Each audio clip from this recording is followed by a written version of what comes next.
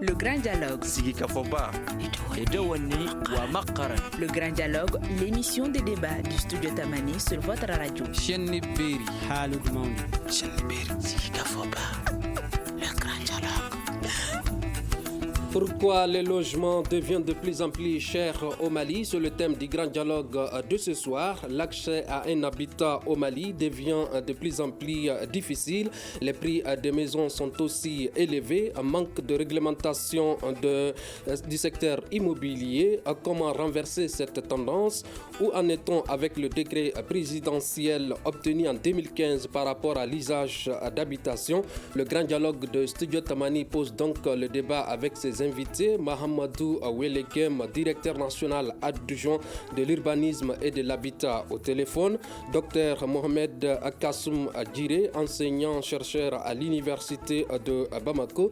Et Abderrahman Kounta, secrétaire général de l'ordre des urbanistes du Mali. Je suis Imran Akilo Maïga, invité, auditeur, téléspectateur. Bonsoir et bienvenue. Le grand dialogue. Mahamadou Welegem, vous êtes le directeur national adjoint de l'urbanisme au Mali et de l'habitat. Comment se porte aujourd'hui le secteur de location d'habitation au Mali? Merci, Monsieur Maïga. On peut dire qu'aujourd'hui, le secteur de location au Mali se porte acceptable. On peut dire que se porte de façon acceptable. Comment? J'ai dit que la location au Mali se porte de façon acceptable aujourd'hui. Acceptable comment? Allô? Acceptable comment? Là. Vous avez dit le secteur se porte, c'est acceptable. Le secteur est acceptable comment? Bon, je le dis parce que nous voyons qu'aujourd'hui, avec le projet de construction des logements sociaux, il y a le maximum de Maliens aujourd'hui commencent à avoir un chez-soi et à des prix raisonnables. Quand vous dites le maximum de Maliens, on peut estimer à combien selon vous? Le programme de construction des logements sociaux, quand ça a démarré depuis le régime juste après les événements, régime de Alpha Omar Konaré jusqu'à le président de fin paix à son âme ATT, et le président Ibrahim Boubacar, il y a eu le programme de près de 20 000 logements sociaux qui ont été réalisés. Donc, et surtout sur tout le territoire du Mali, il y a eu plusieurs programmes, commencé par le programme depuis la SEMA, c'était au temps du président Modibo Keïta, et après au temps de Moussa, toujours avec la Société d'équipement du Mali, où il y a eu les premiers logements qui ont été réalisés, et pour qui connaissent surtout Badlabougou, avec le programme de la SEMA, jusque le programme de la Cité de la Solidarité vers Sotiba, et le programme des 1008 logements, et puis vers Tabakoro, où il y a eu la remise officielle des logements sociaux de 3743 logements, et les 1800 également, où la remise officielle a été faite il y a juste 2 semaines par le président de la transition.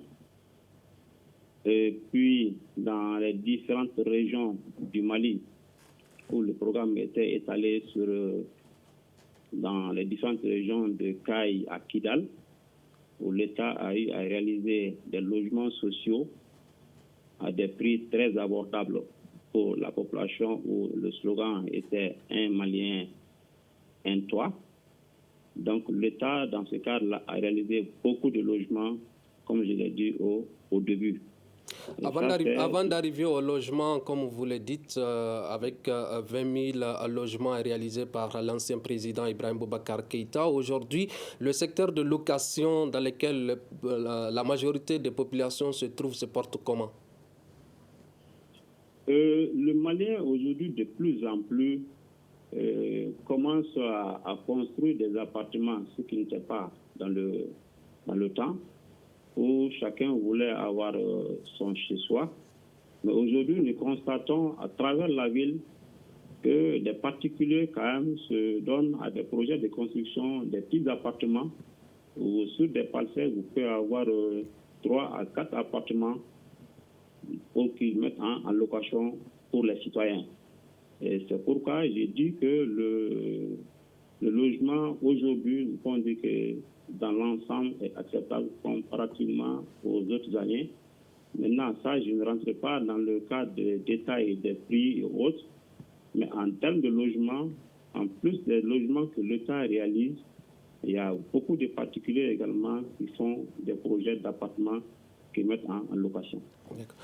Docteur Djiré, le directeur national adjoint estime que le logement aujourd'hui est acceptable. Comment est-ce que vous partagez cet avis? Bon, merci beaucoup. En tant que directeur, oui, s'il dit c'est acceptable, c'est pour ne pas dire que c'est inacceptable, quoi. Parce que moi, je trouve que la problématique du logement au Mali est inacceptable. Et qu'au Mali, les populations souffrent du manque de loyer. Et ça engendre encore plus de problèmes parce que le rêve de chaque individu, au moins après ta carrière professionnelle, c'est d'avoir un toit.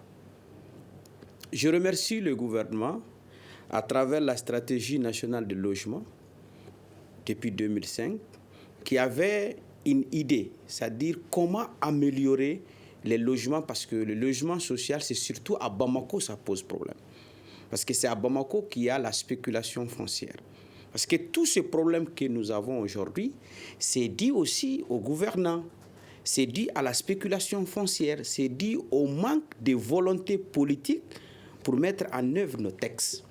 Je vous l'avoue, je me suis amusé à lire sur les textes qui régissent notre système national d'habitat, d'urbanisme, de domaine, mais le Mali a des textes presque, si tu regardes dans la sous-région, le Mali est paradigme dans les textes. Mais c'est l'application des textes qui pose problème. Là où je dis que c'est inacceptable, quand on voit les SMIC des salaires au Mali qui est 40 000, ou bien quand tu vois les cadres supérieurs, le salaire est connu, pour ne pas le dire comme ça, et qu'aujourd'hui, pour avoir une petite maison, une villa 3 chambres, il faut payer jusqu'à 150 000 à 200 000. Donc c'est là que la problématique se pose. Deuxième chose, pour avoir un terrain aujourd'hui à Bamako, mais ce n'est pas, c'est-à-dire accessible aux Maliens lambda, et même le cadre supérieur malien, à forte raison le Malien. Voilà les problèmes que les Maliens vivent. Donc, il faudra faire des réformes pour envisager, comme en 2015 dans la stratégie du logement, en 2005 dans la stratégie nationale de logement, il était prévisible de créer au moins 120 000 à 130 000 logements sociaux sur un espace donné. Mais aujourd'hui, nous sommes à 10 ans, 15 ans de cela. Combien de maisons ont été créées? Donc, aujourd'hui, on parle d'un programme national de logement social. Ce n'est pas un programme de logement, en fait. C'est un programme de logement-vente. Il faudra que les Maliens voient ça. Parce que, je le dis, parce que ceux qui n'ont pas les moyens de payer les cautions n'ont pas accès à ça, sont exclus. Le Malien lambda pour lequel on doit tout faire pour qu'il ait une maison n'a pas de maison. Certains cadres supérieurs qui cherchent même ces maisons n'ont pas droit à ces maisons. On voit aussi que quand on part voir ces maisons, je parle sous le contrôle de monsieur le directeur adjoint, est-ce que vous vous rendez compte, à l'heure de remettre ces maisons, dans quelles conditions les gens rentrent dans ces maisons? Des maisons sans toilettes, où les toilettes ne fonctionnent pas. C'est-à-dire aujourd'hui, déjà les Maliens sont préparés. Dès que tu as le logement social, il faut préparer 5 à 6 millions pour refaire la maison, pour que tu puisses cohabiter dans cette... C'est injuste, c'est pas normal. Cela n'est pas la vision politique du gouvernement malien pour donner aux Maliens des logements dignes. Aujourd'hui, nous regardons au Gabon, nous suivons la télé, nous voyons leur programme de logement social, à Dakar tout près et au Rwanda. Mais nous ne sommes pas dans le même monde. Ou bien le Malien n'a pas droit à un logement avec toutes les conditions, avec les vérifications que tu dois avoir accès. Surtout que ce n'est pas un logement socialement, comme les dit les textes depuis du jargon, c'est pour des personnes diminuées qui n'ont pas le moyen et que l'État les met au moins sous toit, sous abri. Or, ce n'est pas ce cas au Mali. Tu payes la maison.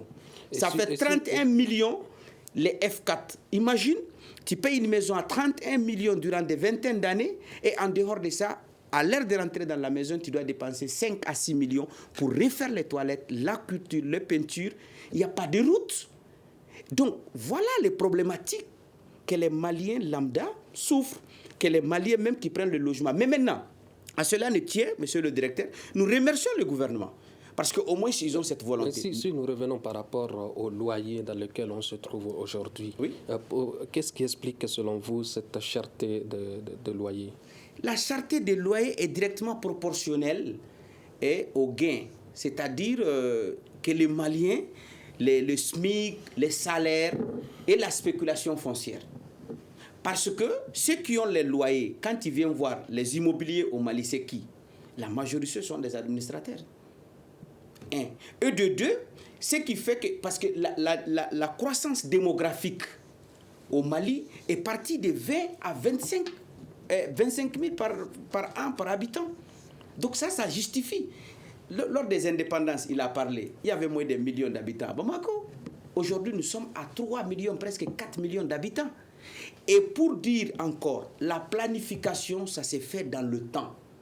Au Mali, généralement, l'habitat, le domaine, l'urbanisme ne travaillent pas de forme systématique.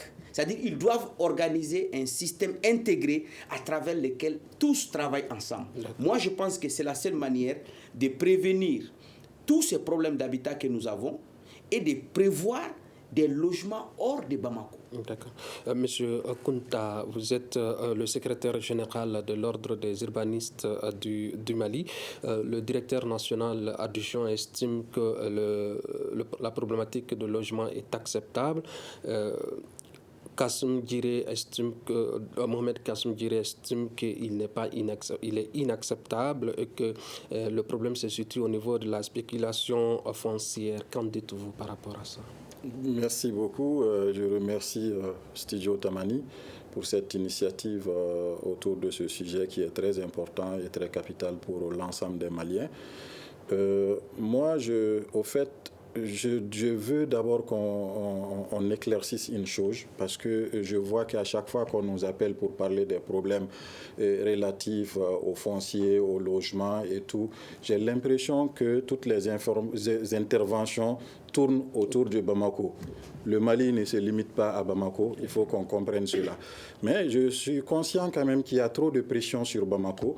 Et il y a trop de demandes en termes de logement, en termes de foncier à Bamako. C'est pourquoi il faut remonter un tout petit peu à une autre échelle, un peu supérieure à l'échelle des logements, et voir nos documents de planification spatiale en termes de schéma national d'aménagement du territoire, les schémas régionaux d'aménagement du territoire, parce qu'il faut voir pourquoi tout le monde vient à Bamako, pourquoi tout le monde veut se faire loger à Bamako.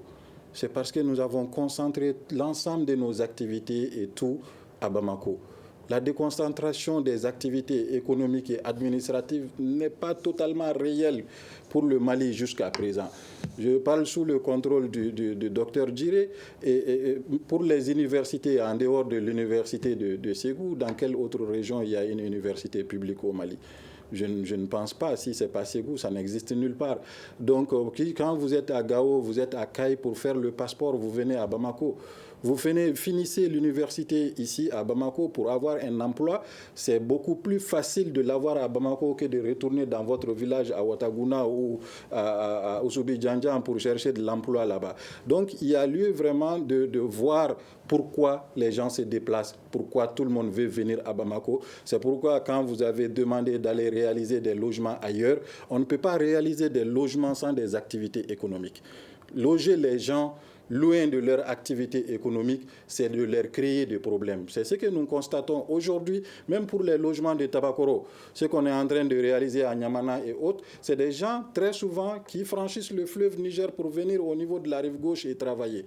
En 2012-2013, lors de la transition, j'ai croisé des gens au niveau du département chargé de l'urbanisme qui avaient des demandes de résiliation de leur contrat de logement social. Parce qu'ils pensaient que ça leur coûtait beaucoup plus cher que de prendre un appartement ou une villa en location près de leur lieu de travail. Donc il y a beaucoup d'aspects qui rentrent dans ce jeu-là. Et malgré tout ça, la spéculation foncière joue réellement sur le coût des logements et même sur la disponibilité des logements au niveau de Bamako ou ailleurs. Parce que je dis, on est en train de mettre l'accent sur Bamako parce que le problème... C'est sur l'ensemble du pays. C'est sur l'ensemble, voilà, de l'ensemble du pays. Mais l'ensemble du pays, le problème du logement à Bamako, ce n'est pas le même problème à Tombouctou ou à Nioro du Sahel, ce n'est pas la même chose. Donc la pression qui est sur Bamako, ce n'est pas la même pression ailleurs. Donc il faut essayer de déconcentrer la pression aussi sur Bamako. Et pour le faire, il faut déconcentrer les activités économiques, administratives et tout de Bamako pour que dans les autres régions, que les autres villes puissent être créatrices de richesse et d'économie et d'emploi. Tant que nos villes ne créent pas d'économie et de richesse, ça va pousser les gens à quitter ces villes-là. Nos villes sont en train de se vider.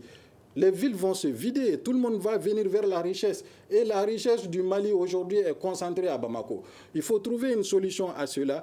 Et le coût du loyer, on en a parlé parce que quand on dit vraiment que l'état du logement actuel au Mali, de façon générale, moi je dirais que ce n'est pas du tout acceptable.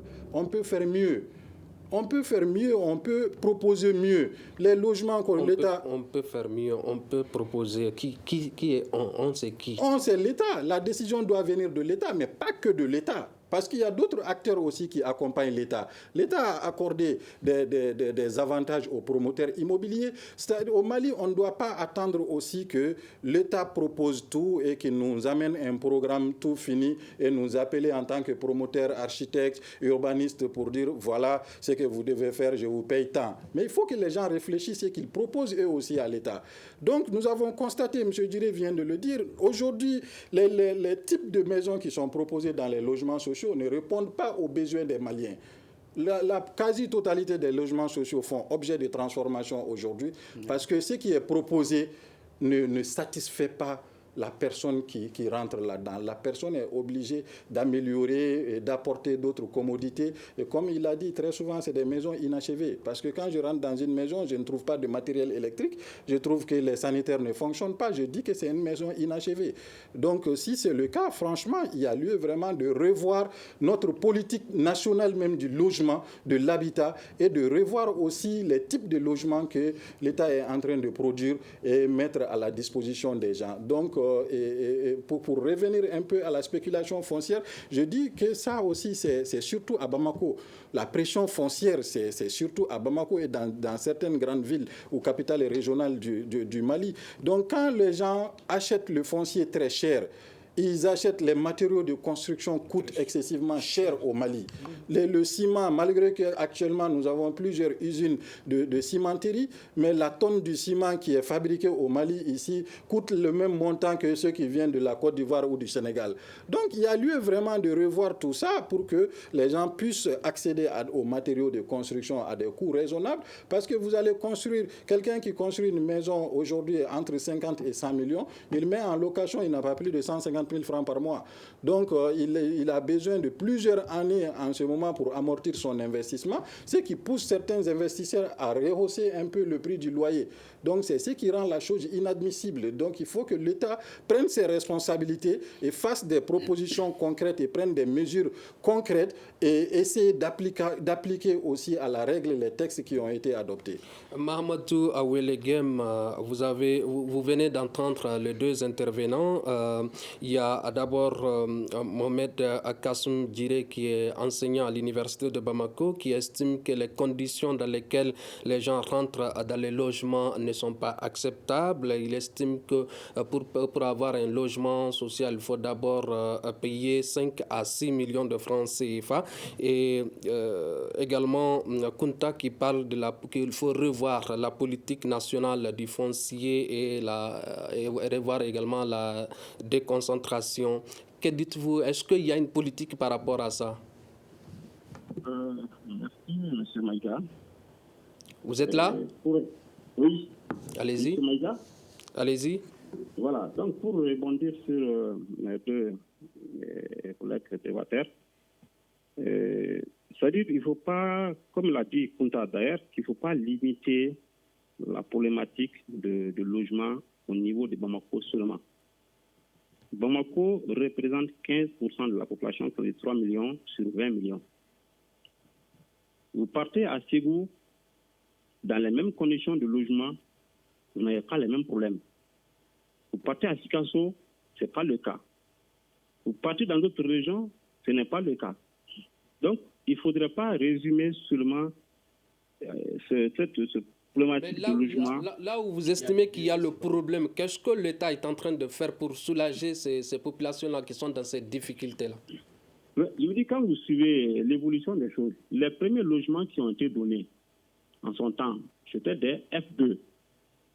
Et chaque année, il y a quand même une innovation, une amélioration dans cette politique de logement pour satisfaire au maximum la population. Les toilettes dont on a fait question, il n'y a pas eu de construction de logements sans toilettes. Initialement, c'était des toilettes dans certains types de plans où on avait proposé des toilettes à l'intérieur. Mais après, il y a eu d'autres variantes où il y a des toilettes à l'extérieur. Ça, c'est en fonction des différents types de plans présentés pour les logements. On est allé des F2, c'est-à-dire des deux pièces avec véranda et magasin, à des F3, à des F4 et même aujourd'hui des F5. Les 35 millions 500... Des offres inachevées? Non, ce n'est pas des bâtiments inachevés. C'est-à-dire que c'est des bâtiments qui sont construits et réceptionnés.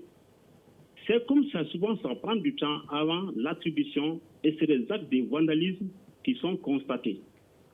Mais à Koulikoro, il y a plusieurs années que des logements ont été construits, mais qui ne sont pas encore habités. Qu'est-ce qui explique cela? Mais ce n'est pas des bâtiments qui ont été donnés. Ce n'est pas donné pour le moment. Mais ils ont été construits pourquoi? C'est pour des personnes? Ça a été construit pour être donné. Mais aujourd'hui, compte tenu des situations que vous connaissez tous, des situations financières auxquelles le pays vit, donc c'est des bâtiments qui ont été construits et à certains endroits, c'est les viabilisations qui restent. Ou c'est des travaux peut-être qui ne sont pas achevés avec les entreprises qui ont eu les travaux, mais l'État ne donne jamais un bâtiment qui n'est pas achevé où il n'y a pas l'eau, l'électricité. Donc c'est lorsque ces conditions sont achevées que les bâtiments sont remis aux différents bénéficiaires. Et pour dire que le logement, ça ne se limite pas seulement aux logements sociaux que l'État est en train de réaliser. Et comprenez que tout ce qu'on est en train de donner comme difficulté, comprenez que l'urbanisme, de façon générale, est transversal. Quand on parle d'urbanisme, il y a plusieurs secteurs qui sont mis en jeu pour pouvoir donner une satisfaction à tout ce que nous sommes en train de dire. L'urbanisme, ce n'est pas seulement le logement.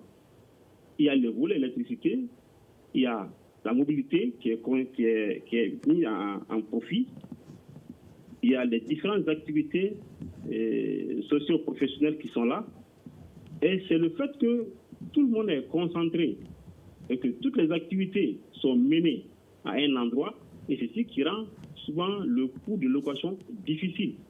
Parce qu'aujourd'hui, le centre-ville aujourd'hui, où la quasi-totalité des activités sont concentrées, et pour rapprocher le lieu de travail, le service de lieu d'activité au logement, et si tout le monde veut venir loger au centre-ville, il va de soi que le coût va être élevé. Sinon, si vous partez dans les périphéries, ce n'est pas la même chose. Et donc, ça nous amène également à orienter les activités, à créer d'autres pôles d'activité qui n'est pas le centre-ville. Vous constatez bien que le matin, pratiquement 80% des structures des services étatiques sont au niveau de la rive gauche. Et donc, tous ceux qui sont dans les quartiers commune 6, commune 5, ils transitent tous vers ce côté. Et si réellement les activités étaient diversifiées dans les autres pôles, ça va éviter à ce que tout le monde soit là et que le rapprochement du service qui est sollicité par tout le monde soit diversifié. Et là, il n'y a même pas de doute que le coût de la location va baisser. Et le coût est élevé, il faudra tenir compte également des matériaux qui entrent en ligne de jeu dans la construction. Mais la problématique de location au Mali, est-ce que l'État a le contrôle des maisons mises à location? L'État n'a pas un contrôle, s'il faut parler en toute réalité. Pourquoi? L'État n'a pas un contrôle maîtrisé sur tout ce qui se passe. Pourquoi? Bon, parce que les textes sont là, effectivement, les textes sont là, sont élaborés. Et l'application, ce n'est pas un secret. L'application, ça pose souvent des problèmes. Et ça, je ne pense pas que je ne dirais pas... Donc l'État ne pourrait pas appliquer ses propres textes? L'État est en train de voir les voies et moyens pour les appliquer. Et comprenez que c'est une problématique qui est là où l'État fait de son mieux à travers tout ce qu'il y a comme disposition à prendre pour pouvoir à l'application de ces textes. Monsieur Djiri, oui. Tout à l'heure, vous avez évoqué la problématique des textes et le directeur national adjoint parle également de textes que l'État serait incapable et dans l'incapacité de faire face à ses propres textes. Comment peut-on expliquer cela? Bon, c'est là la question. C'est pour cela qu'aujourd'hui, on parle de refondation de l'homme malien. Le directeur l'a dit. Il dit que ce n'est pas que l'État est incapable, mais l'État est en train de tout aménager pour changer les choses. Vous savez, ce qui est plus important pour l'homme, pour qu'un homme vive dignement, il faut avoir accès à un toit. C'est parmi les priorités des priorités. Parce que si tu n'as pas de toit, tu ne peux pas travailler tranquillement. Si tu n'as pas de toit, tu es susceptible à la corruption. Si tu n'as pas de toit, ça joue à la psychologie. Ça joue psychologiquement. C'est pour cela que je l'amène sur le plan santé. Vous voyez. Donc il y a beaucoup de Maliens, même en conduisant, sont stressés. Parce que la dignité d'un homme, c'est au moins avoir là où tu dors. Mais un homme qui n'a pas là où il dort, un homme qui n'a pas là où se soigner, un homme qui n'a pas là où étudier, mais cet homme ne vit pas. Cause pour laquelle aujourd'hui, les Maliens sont dans une dynamique de refonder leurs textes, mais au centre de ça, la dimension humaine occupe un rôle important. Si vous voyez, le président de la transition l'a dit, c'est l'homme malien qu'il faut refaire. Mais cela ne peut pas se faire d'un jour à l'autre. Cela va se faire graduellement. Tous les problèmes, je me rappelle, une tante m'a dit à la SEMA qu'elle est enseignante. Avant, c'est les enseignants qu'on forçait à avoir des terrains. Elle était à la SEMA, qui est aujourd'hui un quartier chic de Bamako. Mais leurs terrains, combien ils ont eu? C'est 20 000, c'est 15 000. Mais la démographie a tellement augmenté. Aujourd'hui, il y a des partenaires qui sont là au Mali. Aujourd'hui, il y a des étrangers qui sont là. À Gao, par exemple, là où j'ai étudié. Avant, tu logeais à 10 000. Mais aujourd'hui, à Gao, si tu ne payes pas 100 000, 150 000, tu ne loges pas. Parce qu'il y a une migration, il y a une émigration des partenaires des autres pays qui sont là. Par exemple, quand tu pars dans d'autres pays, je te donne l'exemple de l'Amérique latine où j'ai beaucoup étudié. Le logement social, c'est un droit du peuple. C'est un programme gouvernemental. C'est-à-dire, ce n'est pas que la population va payer une somme, non. C'est une maison que l'État va faire et l'État va avoir les critères et l'État va vous remettre cette maison pour vous rendre plus digne. Aujourd'hui, nous avons des réfugiés internes au Mali, qu'on dit déplacés internes, qui sont où? Ils sont au Garbal, là où il y a les animaux. Qui sont où? Qui sont vers Kalabankoro, là où l'eau passe. Mais ça, ce n'est pas digne. Je sais que l'État est en train de faire beaucoup d'efforts pour ça, mais voilà des images que nous devrions améliorer. Dans la construction des logements sociaux, il faut penser faire des grandes maisons d'accueil en cas de danger. Par exemple, vers les Amériques, il y a les ouragans. Donc déjà, il y a des choses qui sont préfabriquées en cas d'afflux massif. Mais ici, l'autre jour, il y a eu ce qu'on appelle les inondations lors de la saison pluvieuse. Mais il y a eu combien de morts? Il y a eu combien de déplacés? Mais ils sont partis où?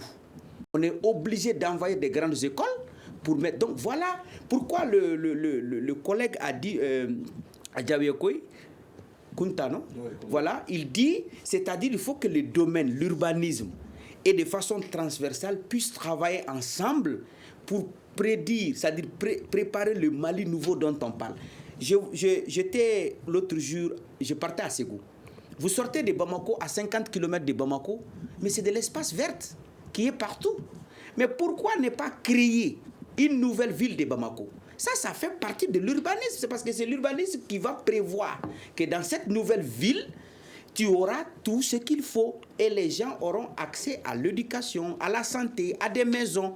Un travailleur, on peut faire un programme national au lieu de dire des logements sociaux. On peut faciliter quoi? L'acquisition des terrains aux travailleurs. Si le terrain est accessible, les ciments, il y a des pays où le ciment coûte 2000 francs. Pourquoi au Mali, le ciment va coûter jusqu'à 6000 francs? Mais si tu facilites le ciment, tu facilites le fer, tu facilites l'accès, c'est comme si tu es en train de donner des logements aux gens. Mais pourquoi l'État s'engage à construire des maisons où les personnes doivent payer à peu près 21 à 31 millions sur un espace, un enseignant que tu lui coupes tout ça et que cette personne aussi soit dans cette maison et qu'il n'ait pas de conditions de viabilité. Cause pour laquelle les gens sont obligés de construire des maisons, des ATT-bou qui sont transformés en anarchie. Donc voilà, moi je pense qu'aujourd'hui nous sommes à la croisée des chemins. Les Maliens doivent refonder leur système de gouvernance, avoir des institutions vraiment qui respectent les lois. Parce que lorsqu'on respecte la loi, il n'y a pas de problème, les populations vont se voir dans leurs dirigeants. Et c'est la seule manière de refaire ce Mali nouveau dont on pense, où le Malien aura un toit. Kunta, est-ce que la problématique de location n'est-elle pas liée également à l'attribution de terrains à usage d'habitation? Bon, quand on dit l'attribution des terrains à usage d'habitation, je ne comprends pas exactement ce que vous voulez dire par là. Terrain vide à acheter? Bon, au fait, les terrains vides, ça peut être lié à ça, mais il faut tout simplement trouver des moyens pour arrêter la spéculation foncière. Parce que quand, par exemple, l'État aussi fait des facilités à un promoteur immobilier qui bénéficie de plusieurs dizaines d'hectares, il viabilise ou il fait le lotissement sans même une grande viabilisation. Il se permet de garder les titres individuels avec lui et ne les met pas au marché pour que ceux qui en ont réellement besoin puissent avoir accès à cela. Ça peut rendre vraiment l'accès au logement encore plus difficile. Donc, et aujourd'hui, bon, je sais que, comme M. Djiré vient de le dire, il y a beaucoup de textes qui ne sont pas encore appliqués. Il y a des textes qui régissent la profession du promoteur immobilier. Il y a des textes aussi qui sont là, en tout cas, pour essayer de cadrer un peu ceux qui font des lotissements et tout ça, parce que tout le monde n'est pas habilité à produire des parcelles à usage d'habitation. Tout le monde n'est pas habilité à le faire. Donc, on a vu des lotissements irréguliers qui poussent un peu partout. Et donc, des gens qui ont des armoires remplies par les bulletins, les lettres d'attribution et des parcelles à usage d'habitation. Mais sur les documents, on va voir que c'est à usage agropastoral, attribué par des représentants de l'État sur des parcelles de 15 sur 20. Donc, il y a vraiment beaucoup de problèmes à ce niveau. Mais la semaine passée seulement, il y a la nouvelle loi domaniale et foncière qui est passé. Je sais quand même que dans cette nouvelle loi, il y a beaucoup de problèmes qui seront résolus. Comment est-il possible que l'État n'arrive pas à avoir la main sur les locations au Mali? Au fait, M. Maïga, nous sommes entre Maliens ici. Il faut reconnaître que l'État ne maîtrisait pas beaucoup de choses dans ce pays. Ce n'est pas seulement le logement. Donc, il y a beaucoup de choses qui échappaient à l'État. Donc, et comme M. Djiré l'a dit, il y a lieu vraiment d'avoir un nouveau Malien pour qu'on puisse avoir un Mali courant. Donc, sans cela, franchement, la maîtrise va être très difficile. Maintenant, avec, en tout cas, l'espoir qui a été suscité aux Maliens et il est temps vraiment que tout le monde se regarde au miroir afin qu'on puisse vraiment revoir peut-être nos textes et pour que ça puisse être vraiment adapté à nos réalités, nos cultures, afin que ça puisse être mieux appliqué. Ça ne sert à rien d'aller faire aussi des copier-coller des textes des autres pays pour l'amener ici et que ça ne soit pas appliqué. Donc nous avons les meilleurs textes, en tout cas de la sous-région. D'autres personnes viennent s'inspirer de nos textes ici, mais qui vont mieux l'appliquer chez eux et font mieux que nous. Donc il est vraiment temps qu'on procède à l'application des textes réglementaires. Mahamadou Awelegem, les impôts sur les revenus fonciers IFR sont-ils versés par les propriétaires des maisons à location pour l'État? Bon, ces impôts, il faudra quand même vérifier cette problématiques à d'autres structures qui ne viennent pas du ressort de l'urbanisme. Parce qu'il faut vraiment qu'on clarifie cette situation. Les services de l'urbanisme sont différents des services des impôts ni des services des domaines. Quels sont les services offerts par l'urbanisme alors? Voilà. Donc, voilà, si on avait commencé par là, l'urbanisme, notre mission, c'est la mise en œuvre de la politique nationale en matière de construction et d'habitat. Ça, c'est de façon générale. Et quand vous prenez l'urbanisme, en termes de définition, c'est l'aménagement d'une agglomération. Et là, cet aménagement fait intervenir plusieurs secteurs. Ça ne se limite pas seulement au secteur proprement dit, qui est l'urbanisme. Comme je le dis, ça fait intervenir l'aménagement des voies, des routes, qui ressort d'un autre département, qui est la direction, le département des infrastructures. Et le problème de l'assainissement dans ces agglomérations, c'est du ressort d'un autre département. Il y a le service de développement social. Il y a toute une structure, comme je l'ai dit au tout début, que l'urbanisme est transversal. Et c'est lorsqu'il y a l'action conjuguée de tous les secteurs que le Malien peut se voir heureux et très libre dans tout ce qu'il va entreprendre. Il y a le volet de l'éducation qui est là aujourd'hui. On va pas à rentrer dans ces détails. Vous prenez d'autres secteurs, avec l'énergie, la voirie. Dans tous les secteurs aujourd'hui, ce pays, il faut que je dise la vérité, il y a des progrès à faire. D'accord. Alors, en 2015, il y a eu un décret présidentiel qui a été obtenu par rapport à l'usage d'habitation. Où en est-on avec ce décret? Le décret, je l'ai dit au tout début que ce n'est pas les textes qui font défaut. Il y a eu plusieurs années où on a constaté tous ici qu'il y a eu des problèmes par rapport à la mise en œuvre correcte de ces textes. Et aujourd'hui, pas seulement que c'est ce décret, mais il y a beaucoup de décrets, beaucoup de textes qui ont été pris où la mise en œuvre, la mise en application pose de sérieux problèmes et que tout le monde comprend très bien pourquoi ce n'est pas fait. Donc ce n'est pas aujourd'hui qu'on va dire qu'aujourd'hui, voilà, il y a de tels problèmes et que c'est dû à un seul secteur.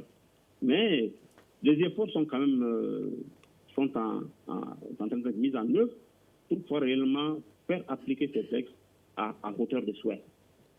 Alors, concrètement, aujourd'hui, qu'est-ce qui est entrepris au niveau de la Direction nationale de l'urbanisme et de l'habitat pour offrir un habitat décent pour chaque Malien? Aujourd'hui, nous sommes dans un cadre de réforme avec la politique nationale de l'habitat.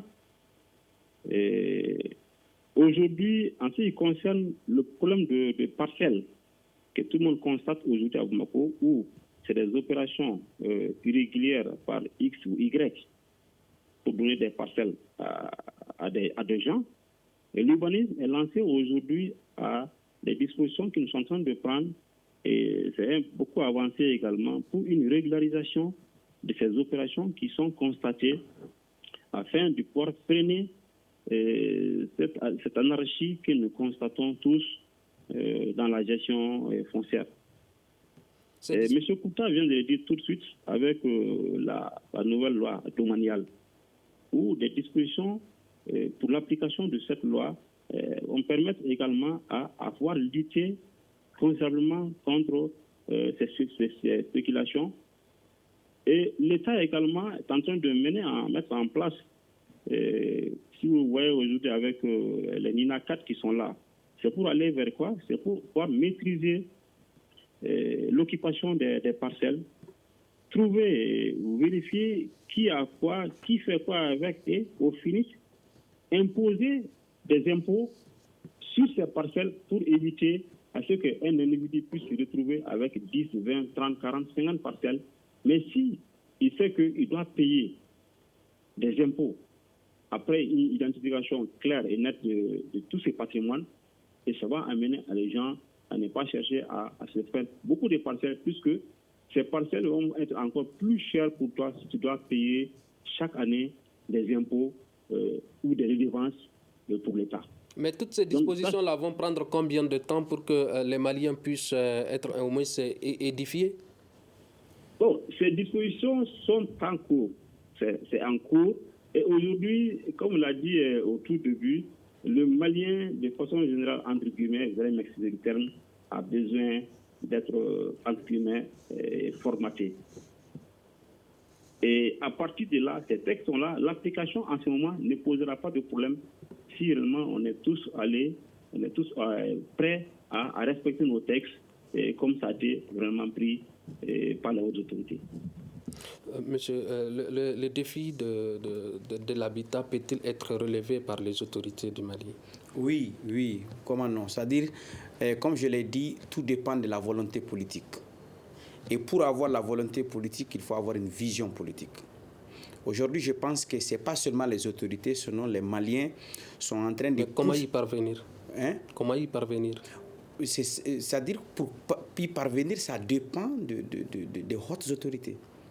C'est-à-dire, le président de la transition, le président de la République dans les temps futurs, si toutefois il a la volonté expresse de changer les choses, mais les choses ne peuvent pas se changer parce que, comme on l'a dit, la charité doit bien ordonnée commence par soi-même. Aujourd'hui, nous voyons, si tu remarques, nos autorités sont dans une mouvance de faire changer les choses. Parce que tout ce problème d'habitat, de spéculation foncière prend sa source dans la corruption. On est d'accord, dans l'injustice et l'impunité. Donc aujourd'hui, si on redonne aux Maliens ce qu'il leur faut, moi je pense que l'État peut bien défier cette problématique de l'habitat. Parce que tant qu'on ne résout pas cette problématique de l'habitat, ça va toujours créer des problèmes. Et chaque année qui passe, l'habitat va constituer un autre problème. Vous voyez, il y a 5 ans avant, les habitats ne coûtent pas les mêmes qu'aujourd'hui. Et comme il l'a dit, le problème n'est pas seulement à Bamako. Le problème, c'est dans toutes les régions et surtout les capitales régionaux. Les capitales régionales. Donc sur ce, aujourd'hui, je pense qu'avec une vision politique, la volonté politique, les textes sont déjà là. D'accord. Quelle solution faut-il pour l'accès à un habitat décent? Pour ça, moi, je pense, comme je l'ai dit au tout début, il faut revoir notre politique nationale même de l'habitat. Ça, c'est un.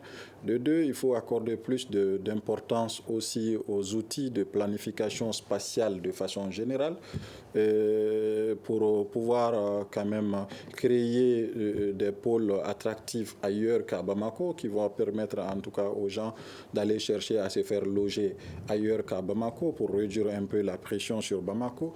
Et en plus de cela aussi, il faut voir les types d'habitation que nous sommes en train de proposer. On peut aller au logement collectif, ainsi de suite, et voir d'autres types d'habitation qui peuvent être acceptés par nos populations. Monsieur Mamadou Awelegem, un habitat décent pour chaque Malien est-il possible? C'est possible avec la volonté des plus hautes autorités. Vous savez, je viens juste la semaine passée, j'ai fait une visite en Égypte où il y a une volonté politique autour de là. Et en moins de 5 ans, l'État est arrivé à construire carrément des cités pour pouvoir abriter des milliers et des milliers de personnes. Donc c'est une volonté politique qu'il faudra mettre en œuvre pour pouvoir donner le maximum de logements aux Maliens. Merci bien. Et dans les cas des réformes, comme l'a dit, pour la gestion même de ces loyers, il y a juste une année où les textes réglementant les administrateurs de biens et les agents immobiliers de biens ont été adoptés. Et tout ça, ça permet de réglementer, de réguler ce problème de location que nous constatons. Et c'est les administrateurs de biens qui sont reconnus avec des titres bien définis, réglementés par l'État et qui vont exercer Merci bien, Mahamadou Welegem. Merci beaucoup. Vivement un logement décent pour chaque Malien. Ainsi se referme ce grand dialogue qui est consacré pourquoi le logement devient de plus en plus cher au Mali. Nous étions avec Mahamadou Welegem, qui est directeur national adjoint de l'urbanisme et de l'habitat, Dr Mohamed Kassoum Djiré, enseignant à l'université de Bamako, Abderrahmane Kounta, secrétaire général de l'ordre de l'urbaniste du Mali. Je suis Imirana Akilo Maïga, à la régie vidéo. Peting Diara, Salim Diara a assuré la mise en onde de cette émission. Ce débat a été coordonné par Mouhamadou Touré. Merci de l'avoir suivi. À demain pour un autre débat. Le Grand Dialogue. Le Grand Dialogue, l'émission des débats du studio Tamani sur votre radio. Le Grand Dialogue.